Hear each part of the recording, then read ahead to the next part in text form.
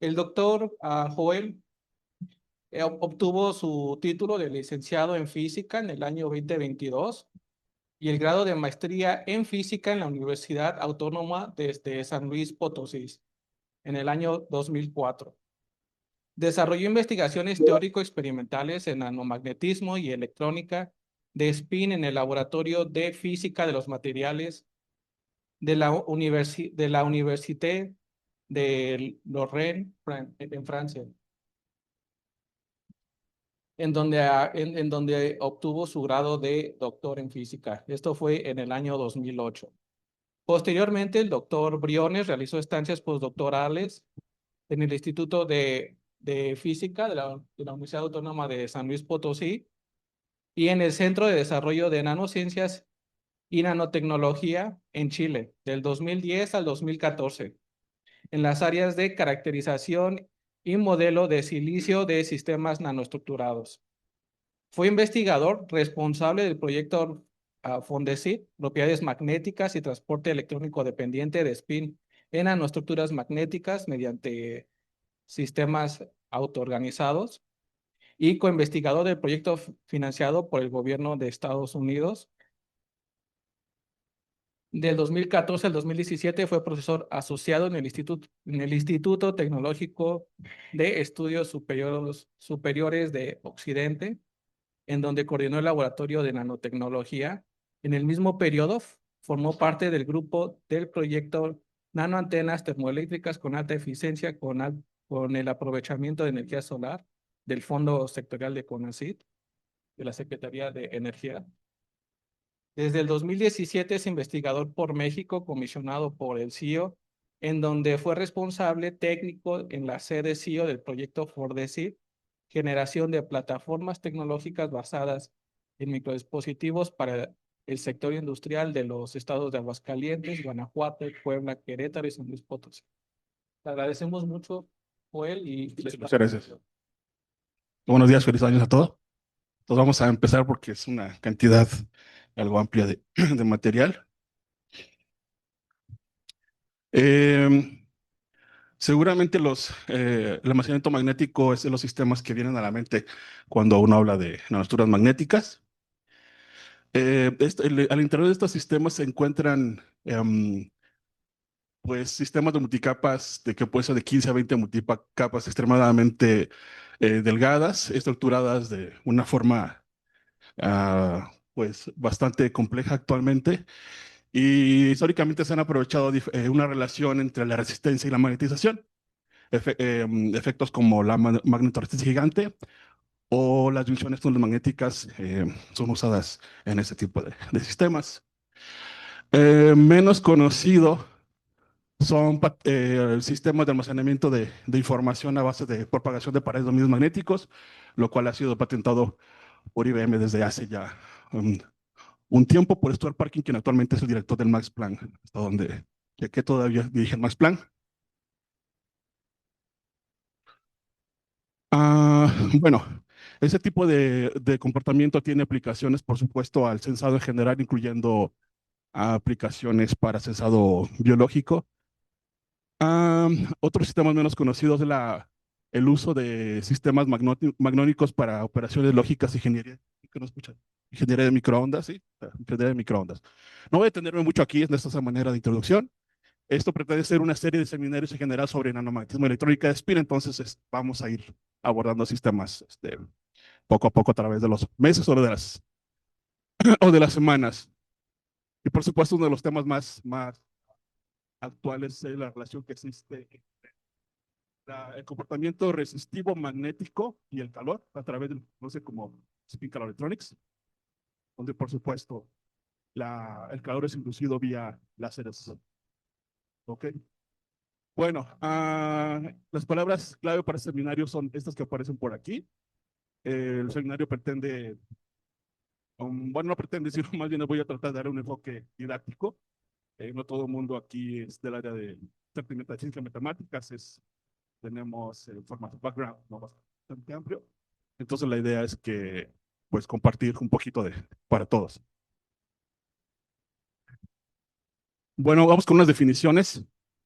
para los que no trabajan con este tipo de sistemas, películas delgadas se encuentran en el rango de los 5 nanómetros a las 5 micras y ultradelgadas menores a 5 nanómetros es el espesor. También hay unas definiciones ISO, porque bueno, la nanotecnología se comercia desde hace un buen rato y pues siempre es bueno tener normas, estándares. Entonces, esta norma que está aquí da cuenta de la definición de nanobjeto. Entonces, bueno, los que han llevado el curso conmigo ya están cansados de ver esta diapositiva. Pero bueno, es un nanobjeto si cualquiera de estas dimensiones está comprendida entre un nanómetro y 100, ¿no? Estrictamente. O sea, si tienes una película de 300 nanómetros y dices tengo un nanobjeto, no tienes un nanobjeto por definición. Hay objetos naturalmente estructurados y para referirnos a los que son artificialmente estructurados se usa el término nanotecnología que pues implica las técnicas, metodologías, protocolos, procedimientos y aplicaciones. ¿Sí? A título de de guía visual, arriba a la izquierda tenemos una imagen de microscopía electrónica de un cabello comprendido entre, bueno, alrededor de 70 micras. Arriba a la derecha son unos contactos eléctricos que como los que usan en microelectrónica, bastante con espesores estándar para este tipo de sistemas. Y abajo a la derecha un sistema fotovoltaico. Y a manera de ejemplo de películas ultradelgadas tenemos estos sistemas epitaxiados con estructura cristalina. El primer sistema por aquí a la izquierda pues exhibe el fenómeno de magnetoresistencia gigante y el de la derecha es un semiconductor magnético. Ok, bueno, vamos a entrar en tema. Cuando se habla de magnetismo, uno siempre tiene que tener en cuenta esta propiedad, el momento magnético. Al momento magnético, así tal cual, uno lo utiliza típicamente a la escala atómica, a la escala de clústeres.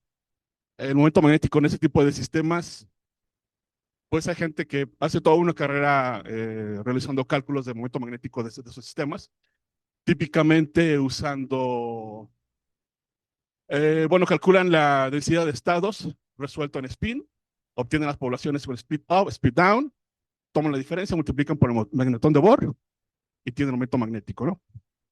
Eventualmente, conforme se va complicando el sistema, va aumentando de tamaño, pues ya incorporan interacciones spin-órbita para dar cuenta de propiedades que se llaman magnetocristalina, anisotropía magnetocristalina.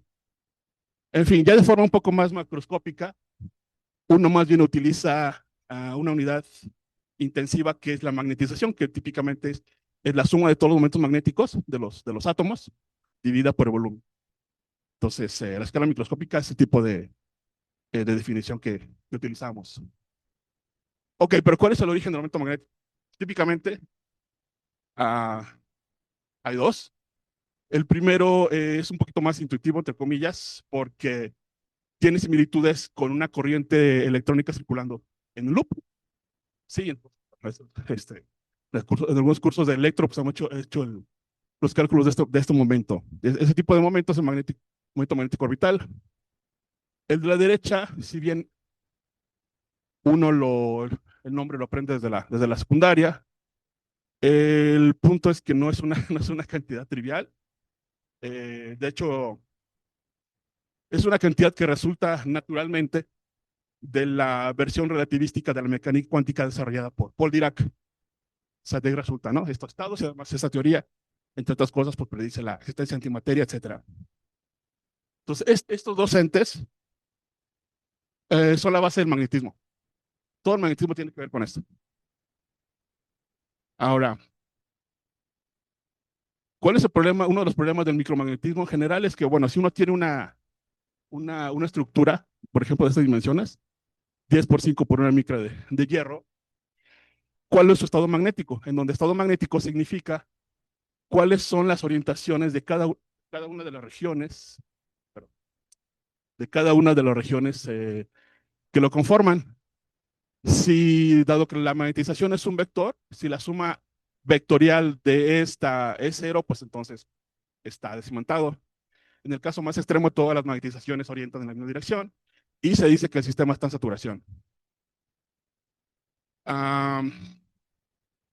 ¿Quién rige este comportamiento? ¿Quién rige esta estructura? Bueno, hay cuatro interacciones fundamentales. La primera interacción de intercambio, que también es un efecto que también resulta de la mecánica cuántica. Es el acoplamiento que existe entre espines, entre diferentes espines a lo largo de la estructura, o bien entre diferentes momentos magnéticos de diferentes átomos. Este acoplamiento está dado por esta integral de change, que, bueno, hay que calcularla y depende exactamente de la estructura del material. Este valor de la constante de change es lo que va a determinar lo que se llama orden magnético. Va a decir si el material, como el hierro, es ferromagnético, es decir, que los momentos magnéticos tienden a estar desviados, o antiferromagnéticos, en los momentos normalmente van por arriba y para abajo.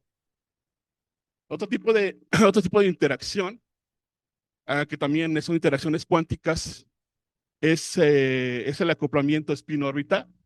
Es decir, las energías del sistema no es la misma si los spins están orientados en esta dirección o en esta dirección, dado que el orbital molecular, el orbital atómico pues tiene una dirección fija. Entonces el acoplamiento entre estas dos entidades da origen a que existan espontáneamente direcciones de fácil alimentación y uno se va a referir a ellas como direcciones de anisotropía cristalina. El tercer término es el acoplamiento entre el momento o el spin magnético y el campo externo. Eso le llama energía de Zeeman. Y finalmente viene la energía magnetostática, que resulta de las ecuaciones de Maxwell y después de las cuatro entidades de los cuatro términos energéticos que presenté, pues es con el que uno aborda primero, el que pertenece al electromagnetismo clásico. Sin embargo, eh, este término dipolar o magnetostático es el que nos va a permitir, de hecho, controlar la respuesta magnética en las estructuras. O sea, dado un material, y uno tiene un material y fondos para otro material, ¿qué puedo hacer para modificar el comportamiento de la respuesta magnética? Pues entonces cambia su forma, cambia su estructura. ¿Ok? Y esto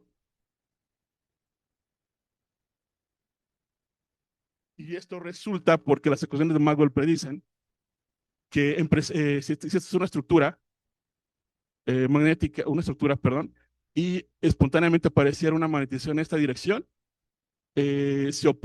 aparece a forma para minimizar energía y contrarrestando la magnetización, aparece un campo que se llama desmagnetizante, en donde ese campo desmagnetizante va a depender solamente de los parámetros de la estructura, a través de los parámetros de forma, y si existe o no la magnetización, y hacia dónde está orientada. Entonces, el balance energético de estos cuatro términos son los principales. Eventualmente también hay efectos magnetoelásticos, pero aparecen raramente. Son los cuatro términos principales. Macroscópicamente, ¿qué es lo que uno puede, ver? Pues el útil principal para caracterizar la respuesta magnética son las curvas de magnetización, la curva de estéresis.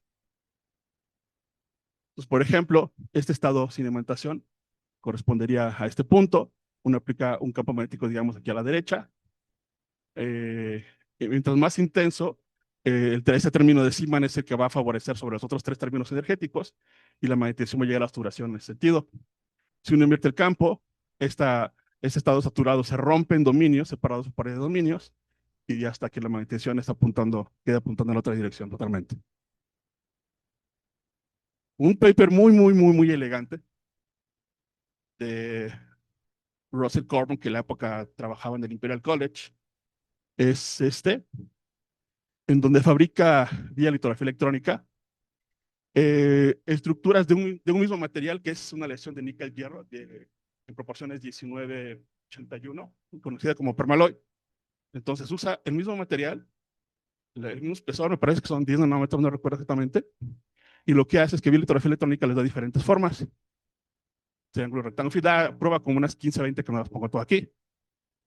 Pero uno puede ver que si se aplica un campo magnético aquí horizontalmente a cada una de las estructuras, su curva de estéresis es bastante, bastante diferente.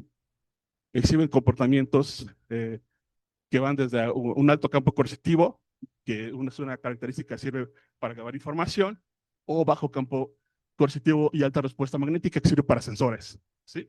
Entonces, es un artículo muy elegante de cómo solamente a través de la forma se puede controlar la respuesta magnética.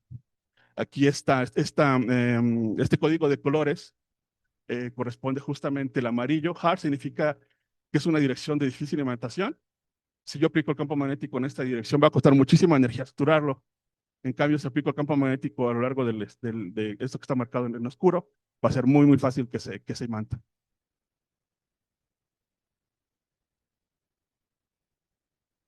Ok, ¿cómo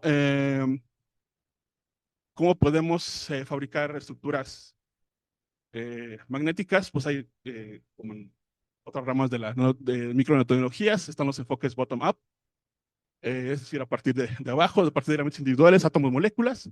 Por ejemplo, estas imágenes están aquí, se basan en sistemas autoorganizados, concretamente hay un sistema que es la lúmina nanoporosa, que cuando uno la fabrica electroquímicamente, se autoorganiza en forma de poros con distribución hexagonal.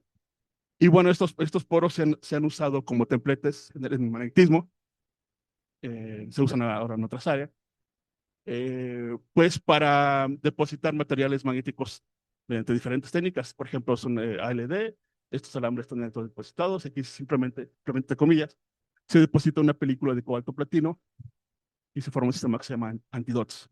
La ventaja de esos sistemas autoorganizados que son relativamente baratos en comparación con los siguientes, que son los sistemas a base de litografías.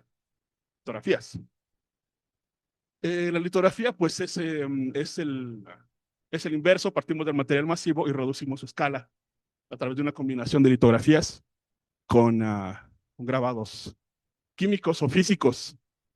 Y hay toda una gama de litografías a base de diferentes radiaciones, óptica, perdón, ultravioleta, luz visible, rayos X, eh, electrones.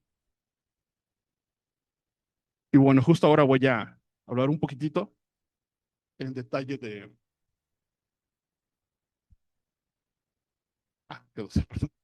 Vamos a hablar de la litografía óptica. O bueno, primero cualquier litografía general. Para cualquier litografía general, uno parte de un sustrato, le pone una resina, irradia la resina con el patrón que uno quiere obtener. Después tiene un revelado y una vez con el patrón definido, uno puede irse por varias vías, depositar eh, películas vía métodos físicos o químicos, deposición electrolítica, o transferir el patrón vía ataques, ¿no? Vía grabados. Existen tipos de litografías, bueno, ya lo comentaba, por haz de electrones o usando medios ópticos. Aquí voy a tenerme un poquito en el procedimiento de la litografía ultravioleta óptica. Está puntualmente, para ese tipo de litografía, puntualmente se utiliza una máscara.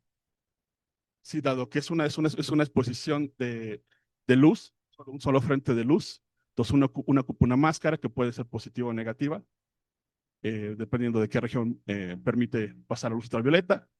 La luz ultravioleta va a tener un efecto sobre la resina y después esa parte afectada a la resina aparece como un bajo relieve o un alto relieve. Así se ve un equipo de litografía óptica, un poquito viejo, pero bastante profesional. Y lo que está a la derecha es una máscara típica para hacer ese tipo de sistemas. Ahí dice máscara nivel 1 a propósito, y aquí está dice máscara nivel 3, porque justamente cuando uno quiere hacer sistemas ya con cierta aplicación, se requieren diferentes niveles de estructuración, ¿no? De hecho, se ubica en Habilitation, que tiene un canal de YouTube, justamente hace como 10 días sacó un video muy bueno del desarrollo de la litografía ultravioleta extrema, ¿no? Es una belleza, es una belleza de pieza de divulgación y justamente habla todo lo que hay detrás de ese tipo de sistemas. Ok, ¿qué es lo qué es lo que le hace la radiación ultravioleta a la resina? Dependiendo si la resina es positiva o negativa, va a hacerla más débil o bien va a inducir una polimerización que va a hacer que sea más difícil de disolver. La elección de la resina adecuada es muy importante. O sea, si desde el inicio uno no planea el protocolo de estructuración, te puedes dar cuenta después de meses o años que tienes la resina equivocada. Los que trabajan aquí en ese tipo de sistemas pueden decir. Ok, bueno, cuando todo funciona perfectamente, puede uno tener este tipo de estructuras con litografía óptica. Además del tipo de resina, es muy importante elegir el tipo de depósito. Hay depósitos directivos y no directivos. Y el asunto es que pueden tener un gran impacto en la calidad de la estructura que se genera. Por ejemplo, con un depósito directivo se puede obtener este tipo de constricción magnética, pero si uno elige un depósito no directivo, aparecen este tipo de estructuras como con forma de corona. Y no sé, para algunas aplicaciones, si es un contacto eléctrico no tiene la menor relevancia, pero si es una estructura magnética, el hecho de que aparezca esta coronita, o sea, es otro ente totalmente, es otro animal, es otro comportamiento. Definitivamente no el que uno quiere. Ok, un tipo de depósito directivo es la evaporación y uno no directivo es el sputtering. De hecho, el lift-off, o sea, obtener estructura final sobre la muestra, el lift-off usando sputtering es bastante complicado. No es trivial. Para los que no son del área, voy a describir rápidamente qué consiste tanto la evaporación como el sputtering. Hay dos tipos de evaporación, por efecto Joule, por cañón de electrones. Ambos tipos de evaporación comparten que el material se deposita en un crisol. El crisol se calienta, entonces el material se funde, se sublima dependiendo del material, se empieza a evaporar y se deposita en el sustrato, ¿no? Un tipo de técnica de evaporación es haciendo pasar una corriente eléctrica por el crisol. Y por supuesto hay que usar crisoles del material adecuado para que se evapore el material y no el crisol. Y el otro tipo de técnica de evaporación es la evaporación por cañón de electrones, en donde se pone el material a depositar en el crisol y más bien se utiliza un cañón de electrones que es idéntico al que hay en los microscopios electrónicos de filamento, por supuesto. Entonces, bueno, dependiendo de los recursos, uno puede comprarse una evaporadora con seis crisoles o con 14 crisoles, ¿no? En el sputtering también, dependiendo de la configuración, se pueden tener eh, cuatro materiales, ocho materiales. A nivel industrial, por ejemplo, unos temas que presentaré en otro seminario. Hicimos unas válvulas de spin con Hitachi y tenían ellos 20 crisoles, 20 materiales, ¿no? Y ese era su sputtering, el tranquilo. Ok, bueno, ¿cómo funciona el sputtering? En una recámara de alto vacío pones tu material de posibilidades target en algo que se llama un magnetron porque está polarizado eléctricamente y además tiene unos imanes internamente que generan un campo magnético.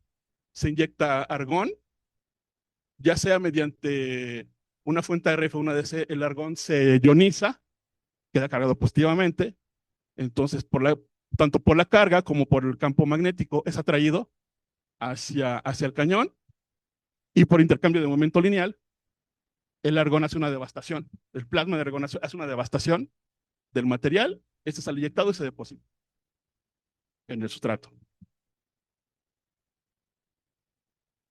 Ok, cuando uno usa sputtering para hacer eh, litografía óptica pasan este tipo de cosas. Pueden pasar este tipo de cosas, muy a menudo.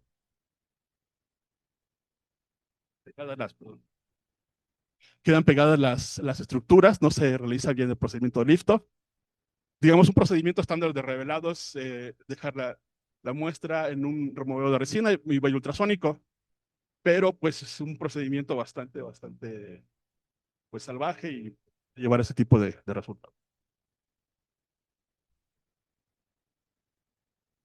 Bueno, este tipo de, ahora la evaporación no se libra de problemas. Eh, si bien es directivo, puede existir un ángulo relativo entre la horizontal de la muestra y la dirección del flujo del material, y puede haber efectos de sombreados como esto, que tampoco es lo que uno desea. Bueno, para terminar con la historia de las resinas, ¿cuál es la solución? Usar una bicapa de resinas que tienen diferente sensibilidad. El hecho de que tenga diferente sensibilidad permite obtener este perfil de honguito, que independientemente de si usas sputtering, evaporación o la muestra inclinada, te va a permitir realizar una estructura de forma óptima, como esta. Ok, bueno, esa fue la litografía óptica, pero ya vimos que para controlar la respuesta magnética requerimos cosas un poquito más pequeñas. Para eso requerimos otro tipo de litografía que existe, que es la litografía usando un haz de electrones altamente focalizado. La gran diferencia que tiene la litografía electrónica con la óptica es que la litografía electrónica es una escritura, es secuencial. La óptica es una sola escritura. La litografía electrónica es secuencial. Es una escritura directa. Toma mucho tiempo. Puede tomar muchísimo tiempo, pero puede si lo quieres. Muestra. Ok, bueno, dejamos la litografía atrás. Ya que conocemos protocolos para fabricar unas estructuras, incluso con talla lateral de nanómetros, ¿cómo lo caracterizamos? Ya decimos, no sé, un arreglo de 100% discos de hierro. Luego, luego, ¿cómo lo vamos a caracterizar? ¿Qué hacemos con eso? Hay diferentes técnicas. Por hoy nada más voy a mencionarlas, después en seminarios tallaré algunas. Hay magnetometría clásica, perdón, que te da una curva de estéresis de magnetización en función del campo aplicado. SQUID, magnetometría de campo alternante, magnetometría de campo vibrante. En este tipo de magnetometría las señales en el volumen, o sea, requieres muchísimo material, ¿no? O sea, si yo quiero hacer discos con litografía electrónica y tengo nada más, no sé, una matriz de 2 por 2 discos, pues tu magnetómetro jamás lo va a detectar.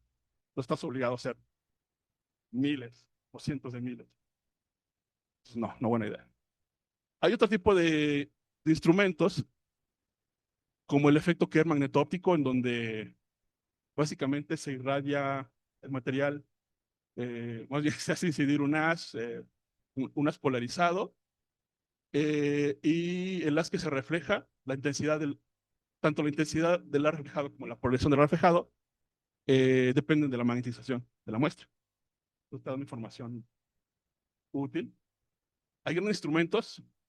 Esto es fotoemisión de electrones inducidos por radiación X, pero son del tipo de rayos X que solamente tienes en un sincrotrón. Entonces, pues tienes un ciclotrón cerca, ok. Nosotros teníamos un ciclotrón cerca en Italia y fuimos a hacer unas mediciones, pero después les hablo de sistemas. Y bueno, está también se puede modificar un microscopio de fuerza atómica, ponerle la punta magnética y obtener este tipo de contraste magnético.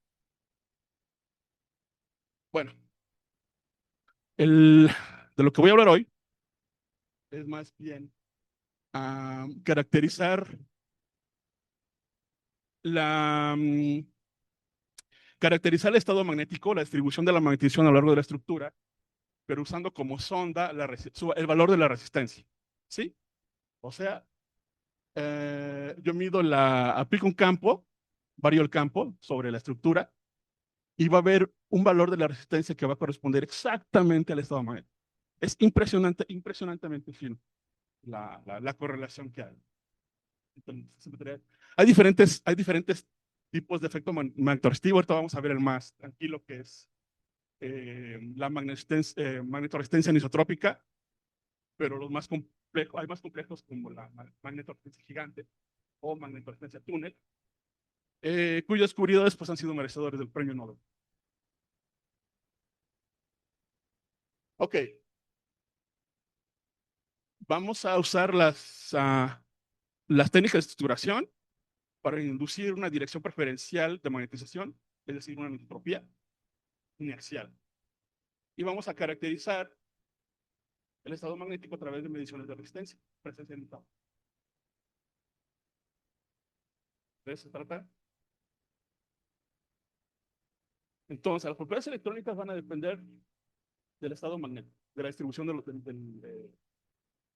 de la magnetización a lo largo de la estructura. La energía total del sistema es la suma de las interacciones, de las cuatro interacciones que presenté hace un momento. Y además el estado magnético depende de parámetros como la temperatura y las propiedades del material. Bueno, entre todas estas propiedades, justamente la que vamos a usar es la presencia de nuestro pie axial de origen dipolar.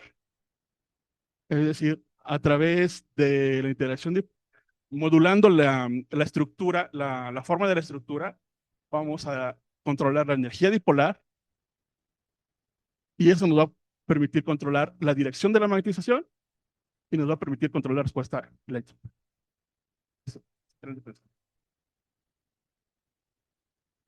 Ok, bueno, el sistema propuesto es muy simple. Es como unos rufles. Sí, es una película delgada con una modulación, vamos a decir, bueno, es un triángulo, pero vamos a poner que es sinusoidal. Es un rufle, pero magnético. Nano. Entonces aquí la hipótesis es que si uno aplica un campo magnético perpendicular a los escaloncitos, se crean cargas ficticias magnéticas que crean un campo desmagnetizante. Es decir, al sistema no le gusta, a este sistema no le gusta que la magnetización esté orientada ahí, en esa dirección. Entonces, eso es lo que define un eje de difícil magnetización.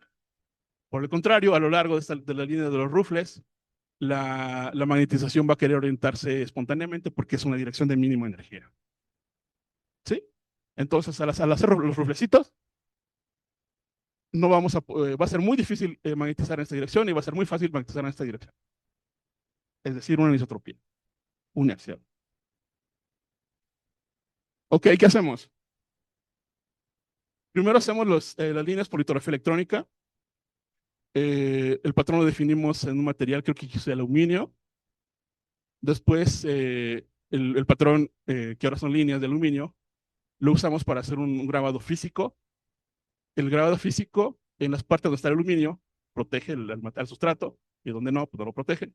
Entonces se traduce en que el sustrato, que en nuestro caso usamos silicio, pues este patrón termina transfiriéndose como un bajo relieve en el silicio. Después, ese bajo relieve lo vamos a utilizar como templete para hacer un depósito del material magnético. Ok, va a quedar finalmente así. Entonces, esta es una orilla de la estructura que les presentaré en un momento. Y, y justamente se ve la transición de las tres regiones. La parte donde está el silicio plano, la parte donde está el silicio estructurado y la parte donde está la película de permaloides de nanómetros sobre el silicio estructurado. Así se ve.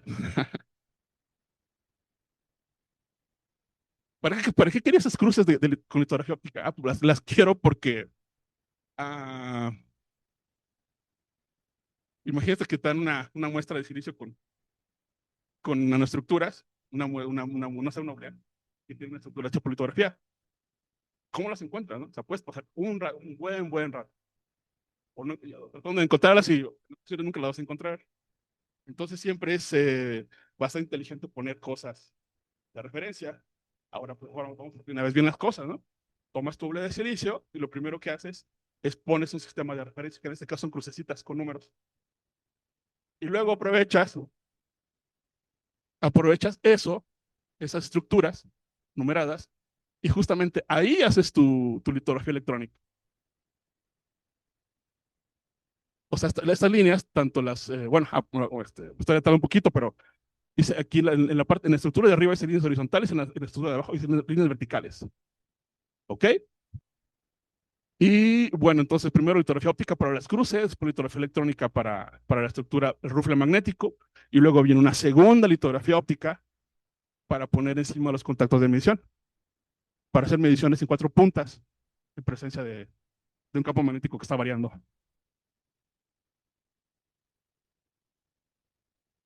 Entonces, este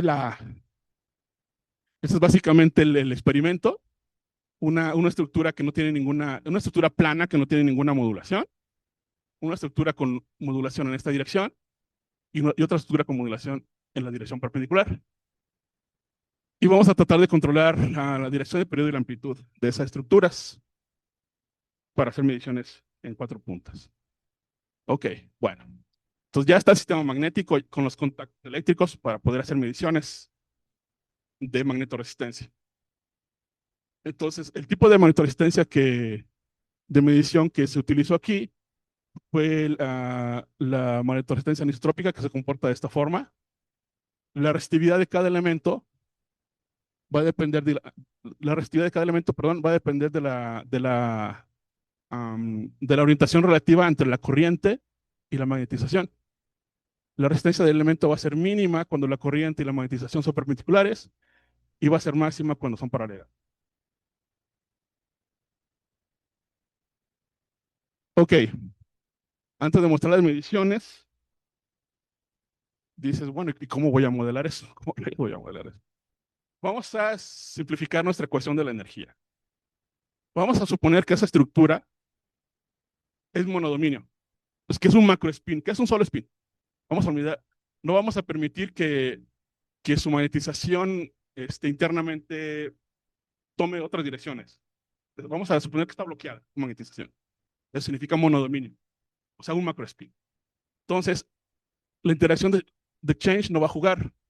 Vamos sobre un material que no tiene energía magnetocristalina, pues tampoco va a jugar. Los únicos dos términos que juegan es el campo externo que aplicamos, el término de Zeeman, y la energía dipolar que estamos induciendo con la estructuración. Entonces tenemos nada más esos dos términos. Entonces vamos a resolver las ecuaciones y vamos a encontrar cuáles son las soluciones de menor energía. Entonces la solución nos dan para cada valor de campo magnético y para cada dirección del campo magnético, qué dirección tiene la magnetización. Una vez conocemos esas direcciones, perdón, una vez conocemos esas direcciones, podemos incluirlas en la dependencia que tiene la resistividad con la magnetización y la corriente. Entonces ya está. Ese tipo de resultados analíticos los podemos mapear a cómo se van a ver las mediciones de magnetoresistencia.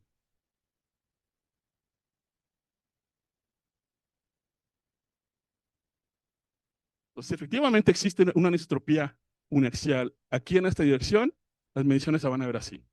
Y si aquí existe una anisotropía uniaxial en esta dirección, las mediciones se van a ver así. Cool. Sí se ve así. Problema, esa estructura no tiene modulación. Ok. Sí, esa estructura no tiene modulación. Por alguna razón tiene una anisotropía uniaxial. Por eso siempre con las mediciones siempre usas un testigo, ¿no? Siempre usas algo de referencia, ¿no? Que no tiene tu variable de control. Vamos a decir, es tu variable de control. Pero ok, no hay problema. Ya, simplemente se cuantifica y se toma en cuenta. Ajustamos las mediciones al modelo y encontramos que tiene un campo de entropía de 22 Ørsted. El origen de esta anisotropía intrínseca no es un misterio. Resulta que en el sputtering la muestra estaba demasiado cerca del magnetrón. Entonces, al depositarse el permaloy, el campo magnético del magnetrón llega hasta la muestra. Entonces llegan los pedacitos de permaloy. Entonces eso hace que aparezca, en ausencia de modulación, que aparezca una dirección de preferente magnetización. Es bueno saberlo y en principio eso no tiene que interferir con lo que estamos buscando. Y así pasó. O sea que no interfirió.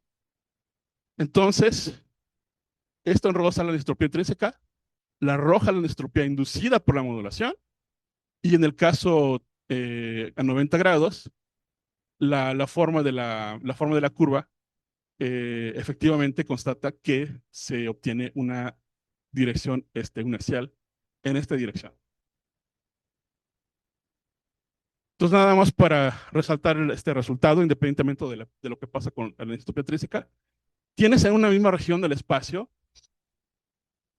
¿cuánto es esto? Bueno, cada cruz son 20 micras. Tienes en una misma región del espacio dos elementos en donde tú eligiste que tuviera una dirección preferencial magnética hacia acá y en este hacia acá.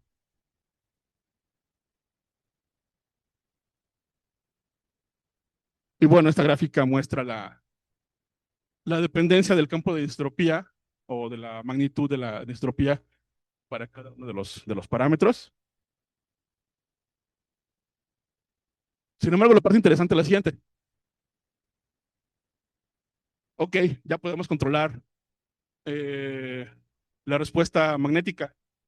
Vamos a hacer un sensor con eso. Es decir, a mi elemento yo le mido el valor de la resistencia y me va a decir la intensidad del campo magnético, la dirección del campo magnético está presente ahí.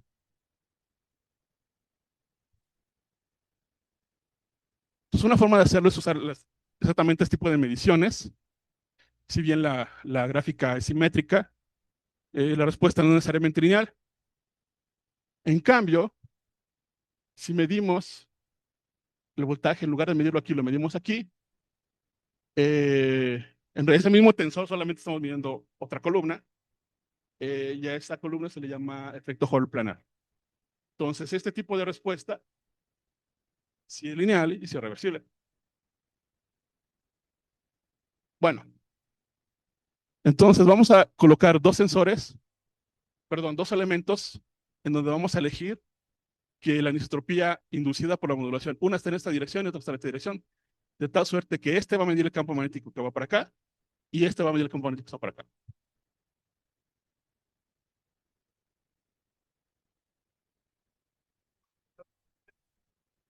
Bueno, este ya es de hecho un prototipo, ¿no? Ya está montado en chip. Y bueno, este tipo de tecnología de ese sensor es compatible con los protocolos de SAMOS. ¿Cómo estamos? Ya estoy en el limbo. Ok, nada más 3 diapositivas más de otro tipo de sistema.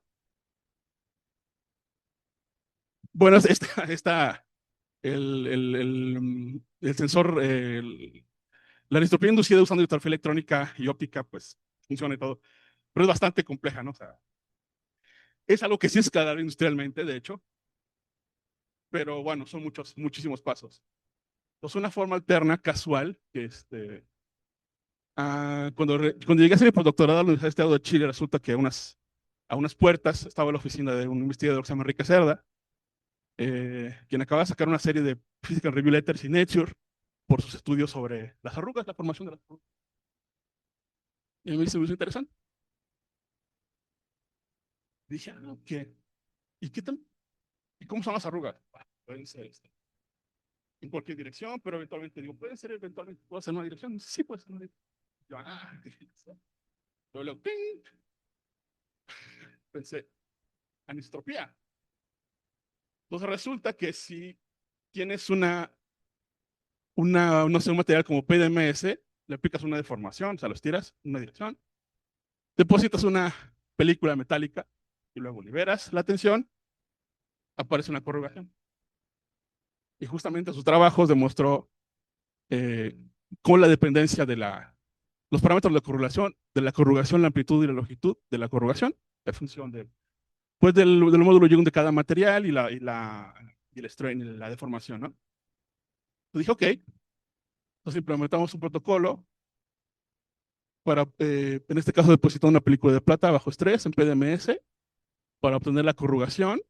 Ya cuando comprobamos que era nano, depositamos material magnético. No tenemos permaloy en ese momento, hubiera sido más práctico, pero bueno, no hay permaloy, después tenemos cobalto, y una imagen de FM, y voilà, efectivamente. Efectivamente, la corrugación inducida por el mismatch de los módulos induce una corrugación que si uno mide en la dirección, no sé, vamos a decir horizontal y versus perpendicular, se nota una diferencia en la respuesta magnética. Y por supuesto, usamos ahora dos muestras de referencia, una PDMS sin estructurar y otra silicio, para mostrar que en este caso sí la anisotropía unicial inducida corresponde a la corrugación y a nada más, ¿no? Y bueno, y aparte comparamos nuestras mediciones angulares con algunos modelos que tienen que ver con propagación de pared. Mira, esta tarea se puede hablar en otro momento. Bueno, sería todo de mi parte.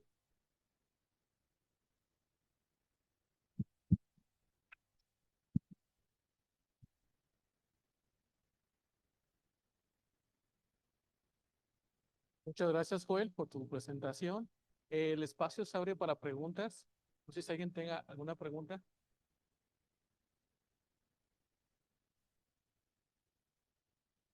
Muchas gracias, muy interesante. Las mediciones, a final de cuentas, siempre en tus dispositivos estos siempre son de 4 puntos. O, o a veces, digamos, nada más es directamente la.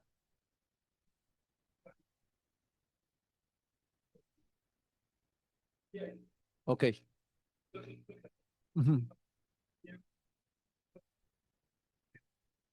Ok. Y más o menos, ¿cuáles son los tiempos de respuesta de tus sensores? O sea, si enciendo y apago el campo eléctrico, magnético, perdón, como cuánto tiempo tarda, esas, por ejemplo, ¿no?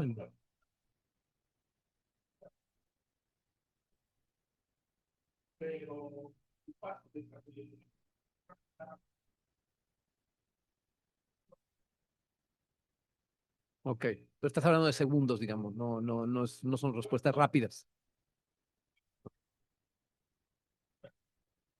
Ujú. Ok.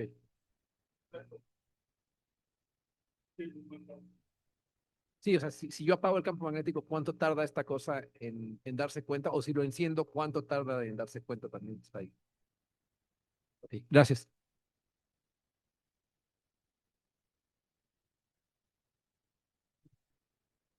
Este, si no, a mí me gustaría hacerle una pregunta a Joel, justamente respecto a lo que son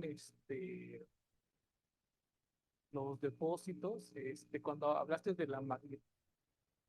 la magnetización debido al magnetrón, aquí no habrá sido interesante igual tratar con otro tipo ya que son metales, tratar quizás con otro sistema de depósito igual de espacio, ¿no? Que magnetron nada más te va a acelerar el depósito, pero no es necesario. Quizás ahí te puedes quitar ese efecto, ¿no? Exacto, pero no es necesario, ¿viste? Podrías.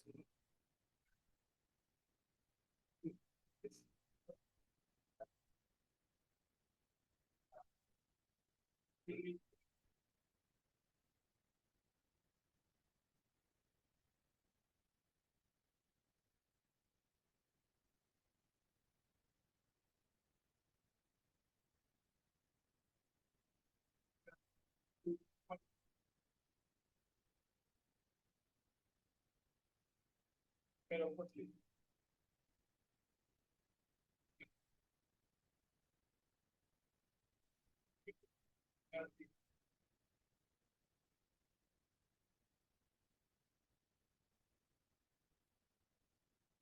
Muy bien, sí, sí, y mi segunda pregunta es, cómo se lidia en este campo con la oxidación de los metales? Veo que trabajas cobalto, hierro. Ah, ok, entonces llevo una. Ajá.